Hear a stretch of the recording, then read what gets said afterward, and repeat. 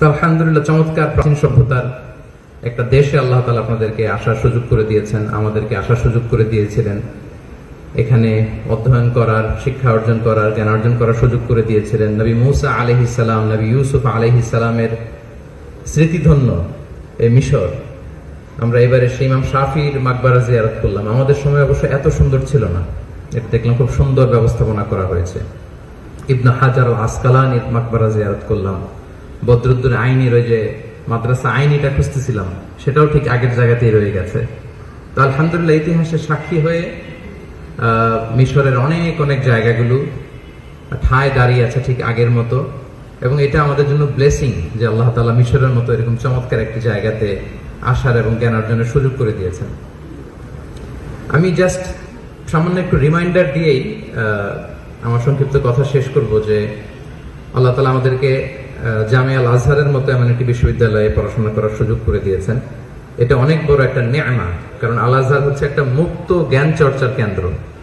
এটা আপনি অন্য জায়গায় পাবেন না। এবং আল আজহারে কোনো বাড়াবাড়ি নাই, মানে এক্সট্রিমিজম নাই। লা তাআসসুবা ফিল আজহার, কোনো তাআসসুবিয়াত পাবেন না। মানে আজহার ওপেন আপ করতে পারে ইজিলি, সবাইকে অ্যাকোমোডেট করতে পারে, এটা আজহারের বড় একটা বৈশিষ্ট্য। এবং আজহারের মানহাজের ব্যাপারে তো আমরা জানি, মানহাজুল ওয়াসাতিয়্যাতি ওয়াল ই'তিদাল, ব্যালেন্সড অ্যাপ্রোচ অফ ইসলাম, যেটার কথা আমি গত আজহার থেকে যাওয়ার পর থেকে 14 বছর ধরে দেশে বিদেশে যেখানে গিয়েছি এই ওয়াসাতিয়ার কথা আমি বলেছি। ওয়াকাযালিকা জাআলনাকুম উম্মাতান ওয়াসাতা লিতাকুনু শুহাদাআ আলান নাস ওয়া ইয়াকুনা আর-রাসূলু আলাইকুম শাহীদা। আমরা হচ্ছে উম্মাতান ওয়াসাতা, আমরা লাসনা মুতাশাদ্দিদিন ওয়ালা মুতাসাহিলিন বাল মুতাওয়াসসিতিন।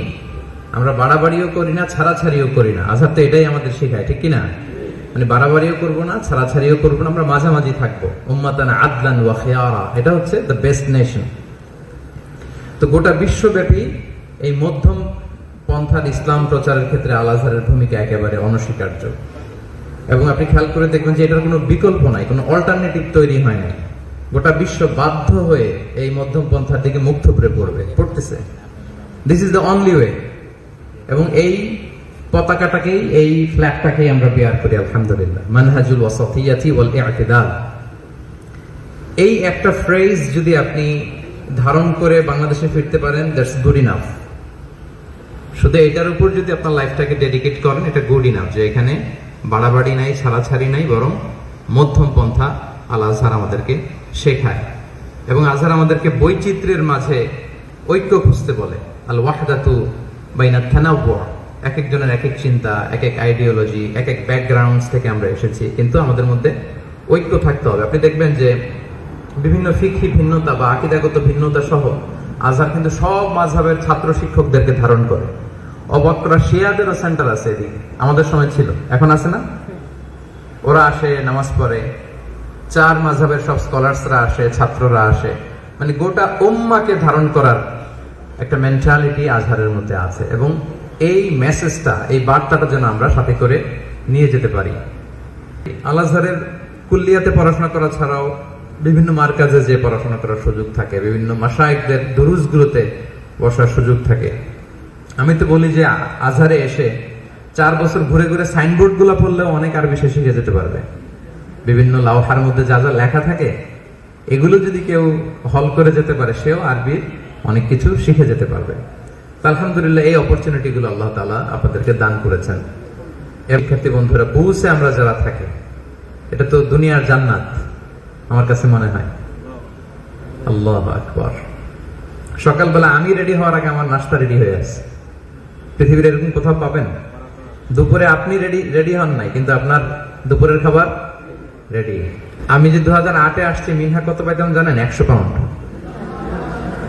তো আমরা 100 পাউন্ড দিয়ে শুরু করলাম, 2 বছর পরে এটা 200 পাউন্ড হয়ে গেল। হায় রে খুশি, ডবল হয়ে গেছে। তো আলহামদুলিল্লাহ, দেখেন আপনাদের থাকা, অ্যাকোমোডেশন, ফুডিং, চিকিৎসা, এরপরে আমাদেরকে রেহলায় নিয়ে যেত, এগুলো তো বোধহয় আছে আপনাদের।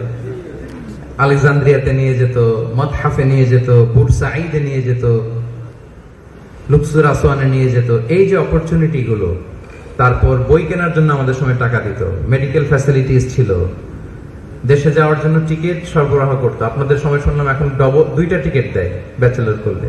এই অপরচুনিটি আমরা কোথাও পাবো না। এটা ফুরসা জাহাবিয়া, golden chance, once in a lifetime, জীবনে একবার, আর আসবে না।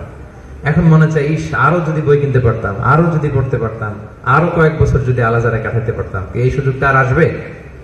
ব্যস্ত যখন হয়ে যাবেন তখন বুঝবেন যে এই যে ফারাগা কবলা শুগলিক, রাসূল সাল্লাল্লাহু আলাইহি ওয়াসাল্লাম যে বলেছেন, ব্যস্ত হওয়ার আগে তুমি তোমার অবসর সময়টাকে কাজে লাগাও, এটাকে গনিমত মনে করো। এটা এখন বুঝতে পারবেন না। সুম্মা লা তুসআলুন্না ইয়াওমাইযিন আনিন নাঈম, একটা একটা করে আল্লাহ তাআলা এই নিয়ামতগুলোর ব্যাপারে জিজ্ঞেস করবে যে ১৫০০ যে পাইছো, থাকার যে ফ্রি সুযোগ পাইছো, মিশরের একেবারে জাতীয় খাবার যে রেডি ছিল, সকাল দুপুর রাত গরম গরম খাবার, এগুলো খেয়ে কি করছো? সেদিন কিন্তু আল্লাহর কাছে জবাবদিহি করতে হবে। আল্লাহ তাআলা স্পেশালি বলেছেন যে নিয়ামত যাদেরকে দিয়েছি, এই নিয়ামতের ব্যাপারে তাদেরকে কিন্তু আমি জিজ্ঞেস করব। তো সুপ্রিয় শিক্ষার্থী বন্ধুরা, আমি খুব সংক্ষেপে এই কথাটাই বলতে চাই যে আমরা যেন আমাদের সময়টাকে কাজে লাগাই। এই সময় আর আসবে না, এই সময় আপনি কখনোই আর পাবেন না। শিক্ষার্থীদের সাথে বসলে আমি দুই একটা রিমাইন্ডার শেয়ার করি। সেটা হচ্ছে, আমরা তো এখানে জ্ঞান অর্জনের জন্য এসেছি, নিজেদেরকে এনলাইটেন করার জন্য এসেছি, আলোকিত করার জন্য এসেছি। তো শিক্ষা অর্জনের জন্য, বেসিকলি জ্ঞান অর্জনের জন্য তিনটা জিনিস অপরিহার্য। এই কথাটা একটু শেয়ার করে আমি আমার আলোচনা শেষ করব। আমি বিভিন্ন সময় মাঝে মাঝে বলি, তিনটা জিনিস লাগে: বিনয়, সবর, সফর এবং সবর। রিপিট, আবারও বলছি, বিনয়, সফর, সবর। আমার সাথে সাথে বলেন। ১ নম্বরে বিনয়, ২ নম্বরে সফর, ৩ নম্বরে আবার ওয়ান্স अगेन ১ নম্বরে বিনয়, ২ নম্বরে সফর, ৩ নম্বরে সবর। ইটস এ মাস্ট, এটা লাগবে। আপনি যদি জ্ঞান অর্জন করতে চান, বিনয় আপনার লাগবে। মানে আপনি জ্ঞানের কাছে যাবেন, জ্ঞান আপনার কাছে আসবে না। যেই পাত্রে পানি ঢালা হয়, ওই পাত্রটা কই থাকে? নিচে। আর যেটা থেকে ঢালা হয়, উপরে। এটা ইউনিভার্সাল ট্রুথ, এটাই নিয়ম। আপনার বিনয়ী হইতে হবে, তাহলে আপনি এলেমের নূর হাসিল করতে পারবেন। ইমাম শাফিঈ রাহিমাহুল্লাহর একটা বিখ্যাত কথা আছে, তিনি বলেছেন, আল ইলমু সালাসু আশবাব, জ্ঞানের ৩টা স্তর। ফামান দাখালা শিবরাল আউয়াল তাকাব্বার, ওমান দাখালা শিবরাস সানি তাওয়াদা, ওমান দাখালা শিবরাস সালিস আলিমা আন্নাহু লা ইয়ালাম। ৩টা স্তর জ্ঞান। ১ নম্বর স্তর হচ্ছে ফামান দাখালা শিবরাল আউয়াল তাকাব্বার। প্রথম স্তরে যখন কেউ প্রবেশ করে, সে অহংকারী হয়ে ওঠে। জ্ঞানের কিন্তু একটা গরম আছে, সে কি করে? অহংকারী হয়ে ওঠে। সে ভাবে, আমি বোধহয় সব শিখে গেছি, আমি বোধহয় সব জানি, সব শিখে গেছি, কেউই তো কিছু জানে, আমি জানি। আচ্ছা, তিনি বলেন তখন দেখালো শিবরাসানি। এবার জ্ঞানের ২য় স্তরে যখন যায়, তাওয়াবা, তখন সে বিনয়ী হয়। সে দেখে, না তো আমি যা জানি এটা তো অনেকেই জানে, দেখি আমার চেয়েও দেখি লোকজন আরো ভালো জানে। আচ্ছা, তখন দেখালো শিবরাসালিস, জ্ঞানের শেষ স্তরে বা ৩য় স্তরে যখন সে পৌঁছে, আলিমা আন্নাহু লা ইয়ালাম, তখন সে এটা জানে যে সে কিছুই জানে না। মানে জ্ঞানের শেষ পর্যায়ে পৌঁছে সে এটা বুঝতে পারে যে আসলে তেমন কিছুই শিখতে পারেনি। তাহলে অনেক বেশি স্টাডি করা, অনেক রিসার্চ করা, গবেষণা করা, মুজাহাদা করা, পড়াশোনা করার একটা বড় ফায়দা হচ্ছে যে আমি যে কিছু জানি না, এইটা জানার সুযোগ আপনার হবে। আপনি যে কিছু জানেন না, এটা আপনি জানতে পারবেন তখন যখন আপনি জ্ঞানের ৩য় স্তরে পৌঁছে যাবেন। আবু নোয়াস নামে একজন কবি ছিল, আব্বাসি খেলাফত আমলে, ইরাকে ওনার বাড়ি। তিনি লিখেছেন, ফাকুল লিমা ইয়াদদাঈ ফিল ইলমি ফালসাফাতান হাফিজতা শাইআন ওয়া গাবাত আনকা আশিয়াউ। তিনি বলেছেন, কেউ যদি তোমাকে বলে যে আমি জ্ঞানের রাজ্যের সব হাসিল করেছি, তখন তুমি দ্ব্যর্থহীন কণ্ঠে তাকে জানিয়ে দাও যে তুমি কিছু জিনিস মুখস্থ করছো, অনেক কিছুই তোমার অজানা। এই মহাবিশ্বের রহস্যে ঘেরা পৃথিবীর অনেক কিছুই আসলে আমাদের কি অজানা, অধরা।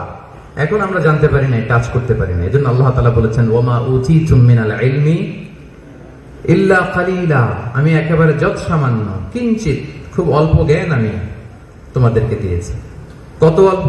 আপনারা জানেন যে মুসা আলাইহিস সালাম, খিদির আলাইহিস সালাম দুজন যখন যাচ্ছিলেন সফরে, ওই নৌকার মাঝে একটা চড়ুই পাখি এসে বসেছে, সাগরের পানি খাচ্ছে। পানি খাওয়ার কারণে চড়ুই পাখির চঞ্চুতে, মানে ঠোঁটে সাগরের ছিটে ফোটা পানি লেগেছে। তো মুসা আলাইহিস সালামকে খিদির আলাইহিস সালাম বললেন যে, মুসা দেখতে পাচ্ছ যে পানি খাওয়ার কারণে চড়ুই পাখির ঠোঁটে সাগরের পানি লেগেছে? মুসা আলাইহিস সালাম বললেন, হ্যাঁ দেখতে পাচ্ছি। তো তখন খিদির আলাইহিস সালাম বললেন, এই যে চড়ুই পাখির ঠোঁটে পানি খাওয়ার কারণে সাগরের যতটুকু পানি লেগেছে, এই পানিটা হচ্ছে তোমার, আমার আর মহাবিশ্বের আমাদের সকলের জ্ঞান। আর মহাসাগরে পড়ে থাকা এই বিশাল সাগরের জলরাশি, এটা হচ্ছে আল্লাহর জ্ঞান। আমার আপনার কিয়ামত, পৃথিবীর শুরু থেকে আরম্ভ করে কিয়ামত পর্যন্ত যারাই আমরা আসবো, যারা নিজেদেরকে অনেক বড় জ্ঞানী মনে করি, আমাদের সবার জ্ঞান মিলে ওই যে চড়ুই পাখি পানি খেতে যে ঠোঁটে যতটুকু লেগেছে এতটুকু। আর মহাসাগরের অথই জলরাশি কার জ্ঞান? আল্লাহর জ্ঞান। ওমা উতীতুম মিনাল ইলমি ইল্লা কালিলা, একেবারে অল্প জ্ঞান দিয়ে আল্লাহ তাআলা এই পৃথিবীতে আমাকে পাঠিয়েছেন। তো জ্ঞানের পরেও জ্ঞান আছে, জাননেওয়ালার উপরও জাননেওয়ালা আছে। ওয়া ফাওকা কুল্লি দি ইলমিন আলিম, সবচাইতে বড় জাননেওয়ালা কে? আল্লাহ তাআলা। তো জ্ঞান যেন আমাদেরকে অহংকারী না বানায়। আমরা মুসা আলাইহিস সালামের ঘটনা থেকে জানি, কথা বলছিলেন, বনি ইসরাইলের একজন জিজ্ঞেস করলো, মান আ'লামু ফিল আরদ, এই জমিনে সবচেয়ে জ্ঞানী কে? উনি বেখেয়াল বশত হুট করে বলে ফেললেন, আনা, আমি। তো আল্লাহ তাআলা এটা পছন্দ করেন। আল্লাহ তাআলা চেয়েছেন যে উনি আমি না বলে জ্ঞানটা যদি আল্লাহর দিকে ফিরিয়ে দিত, যদি বলতো আল্লাহ তাআলা আ'লাম, তাহলে বেশি ভালো হতো। কিন্তু বেখেয়াল বশত বলে ফেলেছেন। এবং এটাও এক ধরনের ঠিক, কারণ হচ্ছে যাদের কাছে ওহির জ্ঞান আসে, এর চেয়ে বড় জ্ঞান তো পৃথিবীতে নাই। উনি ওই সেন্সে বলেছেন, যেহেতু আমার কাছে তাওরাত এসেছে তো আমি জ্ঞানী। কিন্তু আল্লাহ বললেন, না মুসা, তুমি যে বলেছো তুমি সবচেয়ে বড় জ্ঞানী, তুমি তো সবচেয়ে বড় জ্ঞানী নও, তোমার চেয়ে বড় জ্ঞানী আছে। উনি তো অবাক, কি বলে আমার চেয়ে বড় জ্ঞানী কে? বললেন, যাও, ইযহাব ইলা মাজমাইল বাহরাইন, দুই সাগরের মিলনস্থলে যাও। মাসরিরা দাবি করে এটা দুমিয়াতে একটা জায়গা আছে না, মাজমাউল বাহরাইন, আমরা গিয়েছিলাম, আপনারাও হয়তো অনেকে গিয়েছেন। ওইখানে যাও। লম্বা ঘটনা, আপনারা জানেন। মুসা আলাইহিস সালাম ওখানে গেলেন, এবং এই যে তিনটা জিনিসের কথা বলেছে যে জ্ঞানার্জনের জন্য অপরিহার্য, বিনয়, সফর, সবর, এই তিনটাই কিন্তু মুসা আলাইহিস সালাম এবং খদির আলাইহিস সালাম এই দুইজনের মাঝে ঘটেছে। মুসা আলাইহিস সালাম সফর করে গিয়েছেন, ধৈর্য ধারণ করেছেন, ওনার থেকে শিখেছেন। তো এই জন্য বিনয় এটা অবশ্যম্ভাবী, এটা লাগবে আমাদের। আল্লাহ তাআলা আমাদেরকে বিনয়ীদের অন্তর্ভুক্ত করুক। এবং সম্মানিত ভাইরা, জ্ঞানের দুইটা ধারা, একটা হচ্ছে ইন্টারনাল নলেজ আর একটা হচ্ছে এক্সটার্নাল নলেজ। মানে কি বলে, একটা হচ্ছে বাহ্যিক জ্ঞান আর একটা হচ্ছে অন্তর্নিহিত জ্ঞান। এই যে আল আজহারে ব্যাচেলর করতেছেন, আপনাদের বাহ্যিক জ্ঞান অর্জন হচ্ছে। মদিনাতে পড়াশোনা করে অনেকে, উম্মুল কুরায় পড়ে, বাহ্যিক জ্ঞান হচ্ছে। বুখারী মুখস্থ করি আমরা, কোরআন মুখস্থ করছি, এতে আমাদের কোন জ্ঞান অর্জন হচ্ছে? বাহ্যিক জ্ঞান, হ্যাঁ, এক্সটার্নাল নলেজ। কিন্তু এটা ইন্টারনাল নলেজকে এনশিওর করে না। ইন্টারনাল নলেজ সবাই অর্জন করতে পারে না। বাহ্যিক জ্ঞান যেটা আমি হাসিল করলাম, এটার উপর আমল করার পর, এটার উপর সাধনা করার পর, বছরের পর বছর সাধনা করার পর আল্লাহ তাআলা তাকে ইলমে নূর দেয়। এটা সবার নসিবে থাকে না। এজন্য যেই জ্ঞানটা আমরা অর্জন করি, এটার উপর যেন আমরা আমল করি, এটার উপর যেন সাধনা করি, তারপরে আল্লাহ তাআলার পক্ষ থেকে যে জ্ঞানটা আসে সেটাকে বলে ইলমে লাদুন্নি, আল্লাহর পক্ষ থেকে আসা জ্ঞান। আমরা যেন সেই জ্ঞানের ধারক এবং বাহক হতে পারি। আমরা সবাই পড়ি আমিন। তাহলে তিনটা বিষয় আমি বলতে চাচ্ছিলাম। এক নম্বরে হচ্ছে বিনয়, আমরা যেন বিনয়ী হই। আমরা যা শিখেছি আমরা যেন মনে না করি যে আমি সব জানি।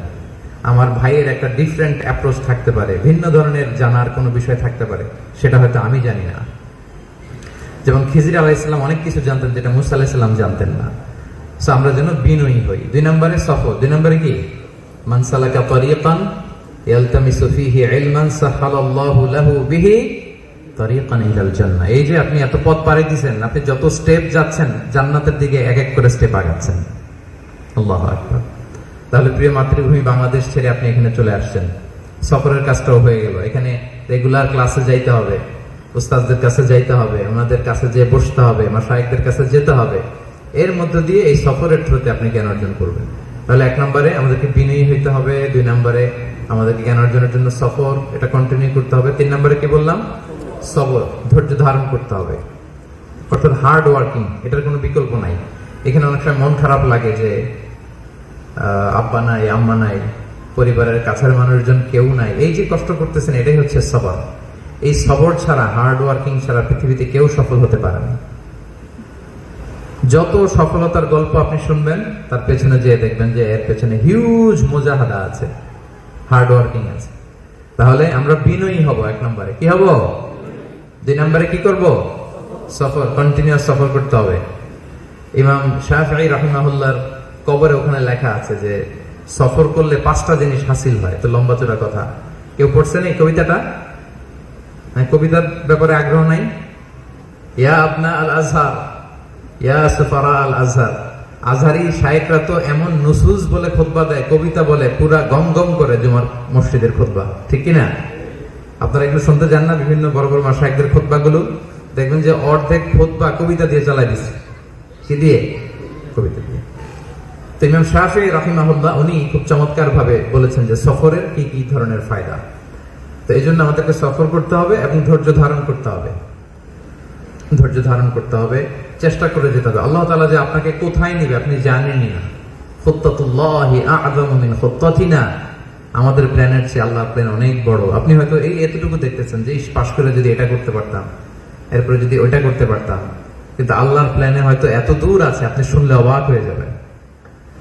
আল্লাহর ধনভাণ্ডারের কোনো ঘাটতি নাই, কোনো কমতি নেই। আমরা যার যেটা লাগবে সবও যদি দিয়ে দেয়, আল্লাহ বলেন লাউ আন্না আউওয়ালাকুম ওয়া আখিরাকুম ওয়া ইনসাকুম ওয়া জিন্নাকুম কামু আলা সাঈদিন ওয়াহিদ, তোমরা সবাই পৃথিবীর শুরু থেকে শেষ পর্যন্ত সবাই মিলে যদি দাঁড়িয়ে চাইতে থাকো যার যা লাগবে, সবার চাওয়া যদি পূরণ করি, সবও যদি আমি আল্লাহ দিয়ে দেই, আমি আল্লাহর ধনভাণ্ডারের 1 ইঞ্চিও কমবে না।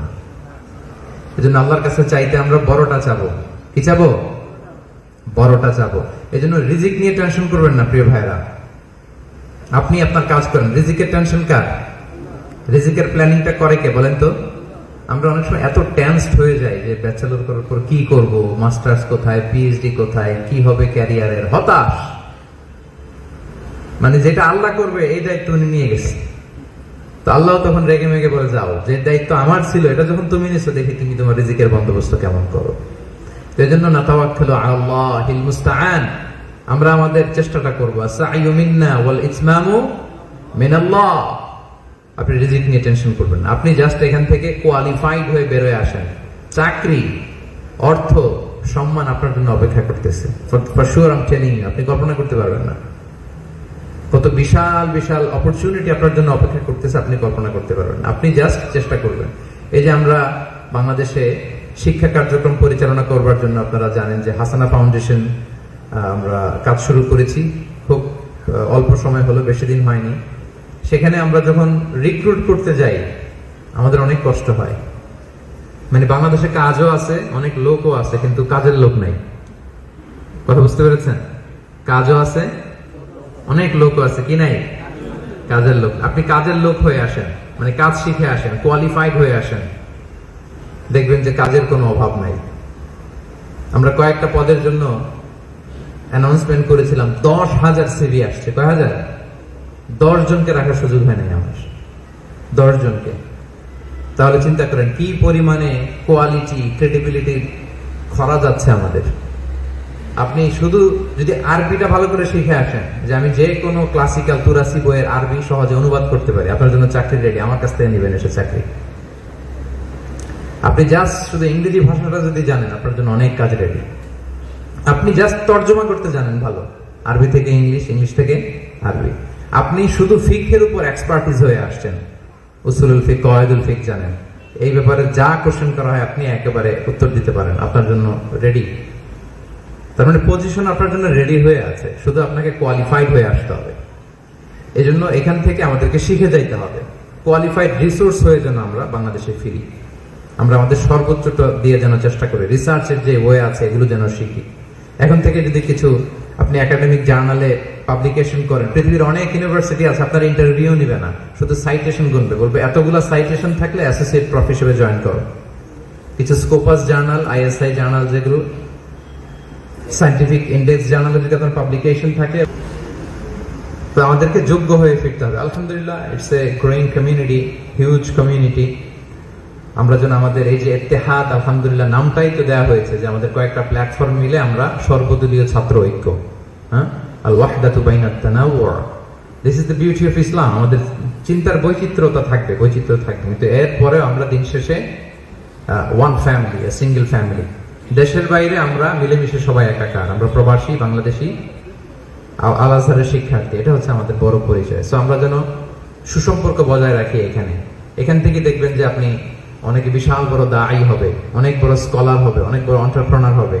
এখান থেকে কেউ দেখা যাবে যে কুষ্টিয়া বিশ্ববিদ্যালয়ের, ইসলামী বিশ্ববিদ্যালয়ের ভিসি হয়ে যাবে। অনেক অপরচুনিটি আমাদের জন্য অপেক্ষা করছে।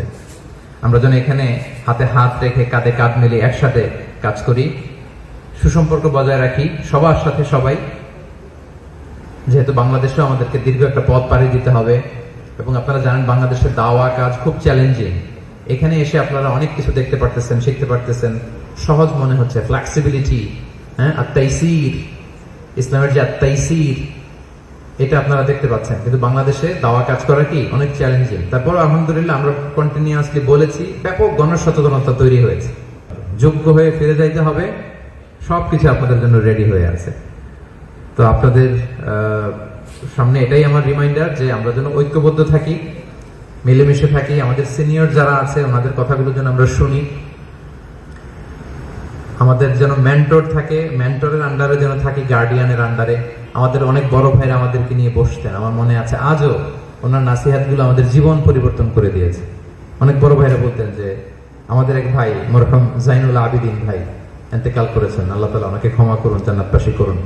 উনি বলতেন যে, মিজান ভাই আপনি এইভাবে তাফসীরটা পড়বেন, 4 বছরে যদি আপনি পড়েন, আপনি আজহারের কুল্লিয়াতে পড়ে যা শিখেছেন এর চেয়ে বেশি কিছু শিখতে পারবেন। আলহামদুলিল্লাহ আমি অনেক ইস্তেফাদা পেয়েছি ওনার কথা থেকে। আমাদের অনেক ভাইরা যারা আমাদেরকে গাইড করতো, মেন্টর করতো, ওনারা নাই। যেমন আমাদের যার কথা বললাম, আমাদের জাইনুল আবিদিন ভাই সড়ক দুর্ঘটনায় মারা গিয়েছেন। আমাদের আরেকজন বড় ভাই ছিলেন হেদায়েত ভাই, আপনারা চিনেন হেদায়েত ভাই? আমাদের অত্যন্ত কাছের মানুষ ছিলেন। হেদায়েত ভাই নিউমোনিয়াতে ইন্তেকাল করেছেন। তাবলীগের সাথে জড়িত ছিলেন আমাদের এক ভাই, বড় ভাই রফিক ভাই, doctor Rafiqul Islam, corona virus ইন্তেকাল করেছেন। এভাবে আমাদের অনেক বড় ভাইরা চলে গিয়েছে। তো আমাদের মধ্যে থেকে যারা এখানে দক্তুরা আমরা করছি, আমরা অনেক কিছু শেখার জানার সুযোগ হয়েছে। নতুন যারা আসবে তাদের মধ্যে থেকে পটেনশিয়াল যাদেরকে মনে হবে, আমরা যেন তাদেরকে নিয়ে আলাদা প্রাইভেট সেশন করি, তাদেরকে যেন আমরা ইন্সপায়ার করি, মোটিভেট করি। কে জানে তাদের মধ্যে থেকে বড় বড় স্কলার বের হয়ে আসবে, তাদের মধ্যে থেকে অনেক বড় বড় ওসমান হাদির মতো এরকম কন্ট্রিবিউটর বের হয়ে আসবে, ঠিক কিনা বলেন? এই সুযোগগুলো যেন আমরা কাজে লাগাই। আপনারা সবাই এখানে ঐক্যবদ্ধ থাকুন, সময়গুলো কাজে লাগান। আল আজহার থেকে যা নেয়ার আছে বাংলাদেশে অনেক কিছু, শেখার আছে অনেক কিছু, এগুলো যেন আমরা নেই। আর ছোট্ট একটা ইনিশিয়েটিভ আমরা নিয়েছি হাসানা ফাউন্ডেশন থেকে, অনেকগুলো অলিম্পিয়াড আমরা করেছি, রমাদানে কোরআন অলিম্পিয়াড আছে, আমরা কিছু শিক্ষা প্রতিষ্ঠান নির্মাণের আমাদের প্ল্যান আছে। একটু সময় নিচ্ছি আমরা, এক্সিস্টিং যত কারিকুলাম আছে বাংলাদেশে এগুলোকে থরোলি ইনভেস্টিগেট করে আমরা একটা বেটার কারিকুলাম নিয়ে কাজ করতে চাই। আপনাদের কাছে আমি আন্তরিক দোয়া চাই। দেশে আসলে আমাদের ফাউন্ডেশনে আপনাদেরকে চা খাওয়ার দাওয়াত দিয়ে রাখলাম, আসবেন ইনশাআল্লাহ। আর এটা তো আমার কায়রোতে দ্বিতীয় সফর, আবারও হয়তো নেক্সটে কোনো সফরে আসলে আবারও লম্বা চূড়া আপনাদের সাথে সাক্ষাৎ হবে, কথা হবে। তো আপনাদের সাথে মিলিত হতে পেরে, এই প্রোগ্রামে উপস্থিত হতে পেরে আমি অত্যন্ত সম্মানিত বোধ করছি, খুবই সম্মানিত বোধ করছি। It's an opportunity and honour. আমি আবারও আপনাদেরকে শুভেচ্ছা জানাই, আপনাদের জন্য প্রাণ ঢালা দোয়া এবং ভালোবাসা, এবং আমাদেরকেও আপনাদের দোয়াতে রাখবেন, এই আবেদন এবং কথাটুকু রেখে আমার সংক্ষিপ্ত আলোচনা এখানেই শেষ করছি। আল্লাহ তাআলা আপনাদের সবাইকে ভালো রাখুন, সুস্থ রাখুন, নিরাপদে রাখুন। হাদা মা ইনদি ওয়াল ইলমু ইনদাল্লাহি আলাইহি তাওয়াক্কালতু ওয়া ইলাইহি উনীব।